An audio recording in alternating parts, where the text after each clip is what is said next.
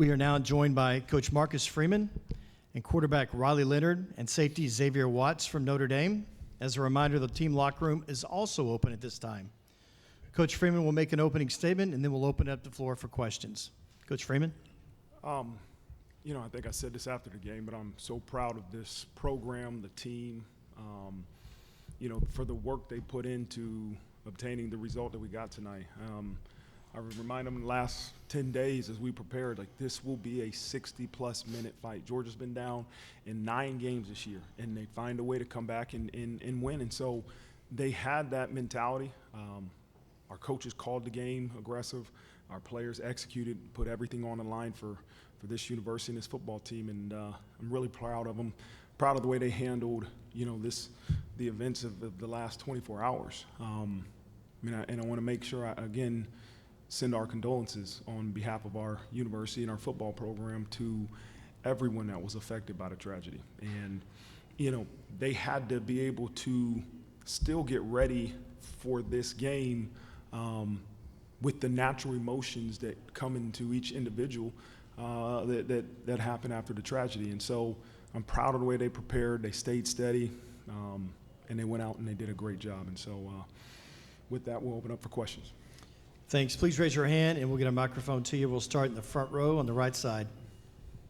Yeah, Marcus, you just alluded to the last 24 hours. I'm just curious, in your experience, how extraordinary was the experience and the swing of emotions from maybe the mood of your team yesterday, how you'll address that to getting ready to play this big game today? Yeah. Yesterday morning we woke up and we had heard there was some type of incident. I don't think we all knew the details, but we were getting ready to play a game. And by the time we had a break and we had lunch, we found out that the game was postponed. And then we found out more details. And I think once you found out more details about the tragedy, the emotions took over each individual differently. But they handled it spectacularly, and they prepared. We spent some time together, and I think that's what you do in tough moments. You want to spend time with family, and that's what we are. But they found a way to get prepared for this opportunity and refocus. And again, it's unprecedented. Life, I told him this morning, there's things in life that are unpredictable, and the ability to handle those unpredictable things determine the success. And they handled this incident, this change, but they handle everything that's thrown at them in an unbelievable way. We'll ask you please identify yourself. Stand in the front row. Rod Walker from the Times-Picayune here in New Orleans. Marcus, can you and James Franklin are kind of making history here.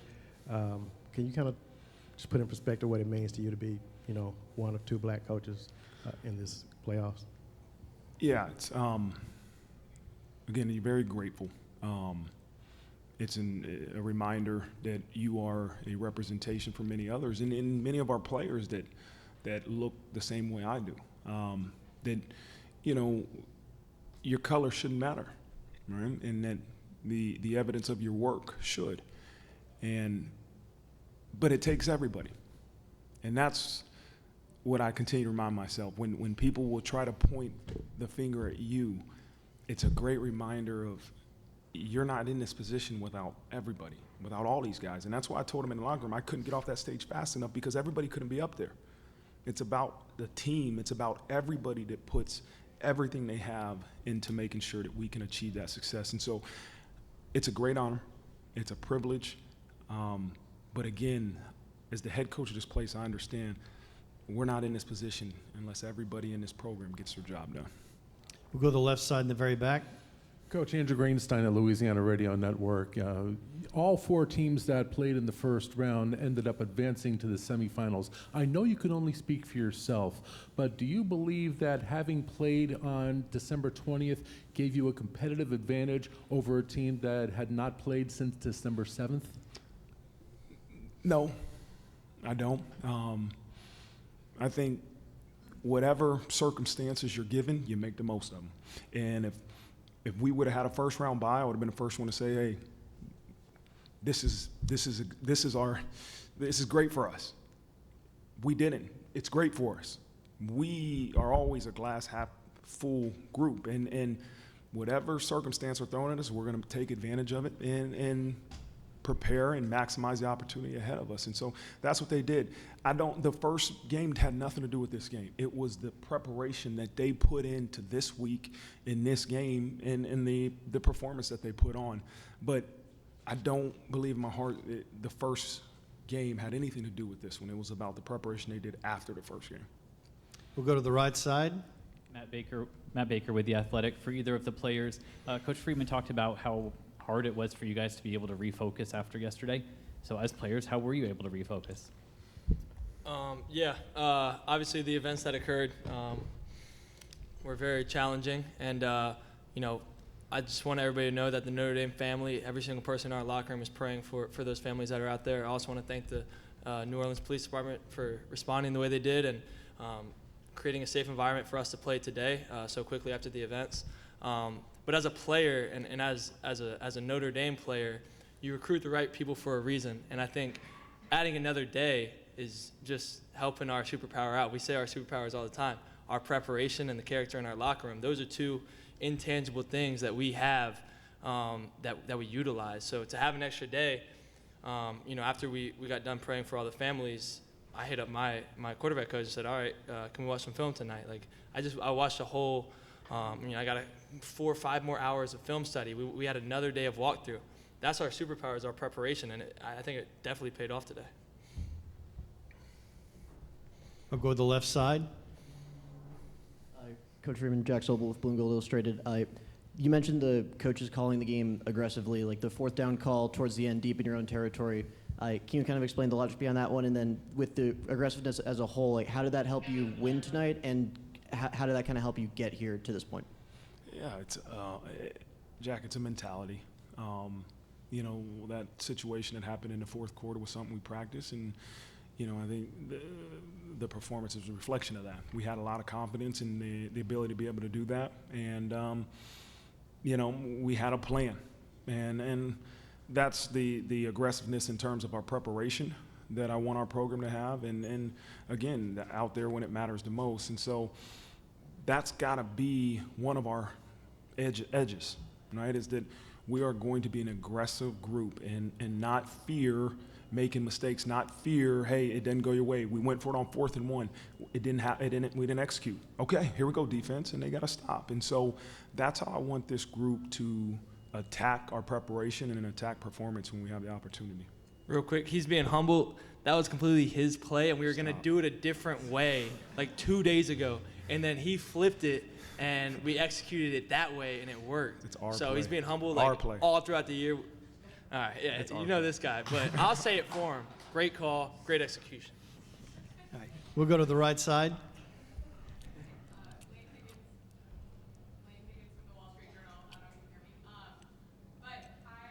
To ask you about the defense, particularly in the second half. Georgia was 0 for 5 on 3rd down, 0 for 3 on 4th down, and that's pretty dominant performance for one of the teams that has been one of the most physical in the country in the last few years. Why were you able to have such success in the defense, and what stood out to you? Well, we had 3 keys to victory on defense, and number 1 was to stop the run. And we didn't believe that we could lose this game by passing yards. But we could lose if we don't stop the run, and the defense did an amazing job at stopping the run, and that put them in some difficult 3rd down situations. And then another key to victory was takeaways, and the defense got 2 takeaways, a couple of turnover on downs, which were huge. They were relentless. The one drive, I wasn't too concerned because a couple of their big plays were uncharacteristic defensive mistakes. We didn't get a call, this guy didn't get the check, and that doesn't happen to this group often. So I said, okay, we're good. Get it fixed. Go back out there. When they get the next opportunity, it'll be fine. And they responded in a great way. We'll go to the left side, the front row. It's for the guys. Vince D'Addario, Irish Breakdown. What does it say for you guys when you've got a coach that's willing to go for it on 4th down at your own 18-yard line? Like, what kind of confidence does that give you guys as players to know that he's got the confidence in you guys to do that? Yeah, I mean, just having a coach and a coaching staff that, like you said, that aggressive mindset kind of just gives us the confidence that, all right, these guys are all in. We need to be all in on the play call too. So, when they go out there and like we need to go on 4th down and they want to be aggressive, you need to go all in, make sure you do your job and get it done. So, I mean, it's just so refreshing to have coaches like that. Okay, we'll go to the right side. Dylan Zinn from the Journal-Gazette in Fort Wayne. Riley, this one's for you. Mike Denbrock said this week there was going to be a physical price to pay to win this game, and you said something similar. Just how did you feel that your team paid that price, and especially that run where you kind of fell end over end at the end there? Yeah, yeah. I mean, everybody keeps telling me stop doing that, and then I did it, and it worked out today. So, and plus we're in the playoffs, so it's like, all right, put your body on the line. But pretty much, that's my mindset going into every game. Like, everybody else is going to put their body on the line. I'm going to do it right there with them. It was going to be a physical matchup. Our number one key to victory was to win the line of scrimmage on both sides of the ball, and that's exactly what we did. We knew if we could, establish ourselves up front, we were going to have a chance at this thing. And, they're a very physical group. They brought a lot of pressure today, but I think we handled it pretty well. And, stay behind the chains early in the game, then kind of figured it out a little bit. I was struggling in the passing game, but shoot, that opens up the run game. And we were able to utilize our abilities and execute when it mattered. Go to the right side, second row. Coach Matt Miguez with ESPN Southwest Louisiana. Points were at a premium early on in the game, and then in 54 seconds, your team scored 20 points. Talked about that swing, and then your message at halftime to kind of keep your foot on the gas and keep finding the way to score those points. Yeah, it was a heavyweight fight. The entire game was, but that first half, it was 3-3. First of all, Mitch Jeter did an amazing job today with field goals, his confidence. He had a great week of prep. And then it becomes 6-3 us. And the forced fumble right before half, and then our offense being aggressive and opportunistic and capitalizing off of that as we go into half was huge. And what we didn't want to do, I think it was a 10-point lead at half. I didn't want to survive. And I think that's the natural tendency in a big game. You're up 10 versus a really good team to say, let's survive. No, let's be aggressive. Now, I didn't know we were going to come out of the locker room and score a kickoff return touchdown, but that helped. And again, that middle eight is something we often talk about, and the ability to close the half in that way and to start the half. The second half with a kickoff return touchdown was huge for the outcome of the game. We'll go to the left side, front row. Yeah, Nick Douglas here. This is a question for Xavier and for Coach. In a game where, points came at a premium, what does it say to hold a top team, specifically an SEC team, to 10 points through your defensive and through your special teams efforts? Yeah, I mean, I just think it speaks, to our defense as a whole. We go out there, we want to make sure we don't give up points, but some things happen. Like you said, we kind of break down the defense, giving up points. We don't want to let that happen. But like you said, just holding a team like that, they have some talented players. So holding a team like that to 10 points, low amount, is pretty good for our sakes. Obviously, you don't want to give up any, but just really proud of the performance we put up, and obviously complimentary football with special teams. J2 taking that kickoff out of halftime was really awesome. Just a good momentum swing, and it gives everybody juice. So. Yeah, I love the way this group responds. There was a couple big plays that Georgia made. They're a really good team and a good offense. And this group just responds, and we always say reload. Like, this play is the only thing that matters. That's the only thing consistent in a game, is that this play is the only thing that matters. And what you see is, if somebody gives up the big play, they're able to reload and get their minds right for this play. And that was a reflection of the red zone defense, the big fourth down stops. It's a great group. They got great leadership, great players, and, they're doing a heck of a job. We'll stay on the left side in the back. Hey, Coach, back here, Jared Paul Joseph with the WGNO here in New Orleans. Considering everything that did happen in the last day or so, you have two players on your defense, Jaden Osbury and Jordan Clark, Louisiana guys, and one has a pass deflection, one has a fumble recovery. What do you think it says about them and their ability to be able to still come out and make plays considering something happening in their home state? Yeah, they were extremely excited to come home and perform. And, there was a time yesterday evening that I wanted our players to spend some time with their families that were here. Being a parent myself, in times of tragedy, you want to be around your children. And, I gave the players from about 6 to 9 last night a chance to just go be with your family if they're in town. And I think that helped the parents as much as it helped the players to be around each other and to help them reset and get their mind into a place that it needed to be for today. But those two guys have been brilliant all year, and they did a good job in their hometown. We go to the right side. How you doing, Coach? I'm Chase Gisler with the Daily Star here in Hammond, Louisiana. I thought this was a true team win today, all 3 phases. Offense making plays when you needed them, defense came up big, and then special teams, 3 for 3 on field goals, then obviously the kickoff return. How satisfying is it for you as the coach when you see all 3 phases really just clicking on all cylinders? Yeah, I mean, that's what it takes to win versus Georgia in the quarterfinals of the college football playoffs. Like, it's going to take that. It's not going to be 1 or 2 phases. If we expect to continue to move forward in the college football playoffs, it's going to take all 3 phases. And we feel strongly about all 3 phases.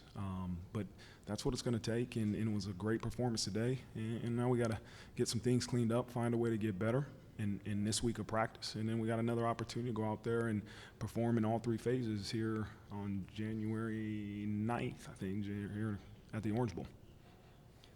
Stay on the right side in the back. WSBT. I know you're going to turn the page quickly on this, but there are a lot of Notre Dame fans that have been looking forward to a win of this magnitude for a very long time. I'm curious if you sense that when you talk to fans, just how big of a game this is for Notre Dame as a program, and then just personally, how much pride do you take in what you guys have been able to do thus far this year?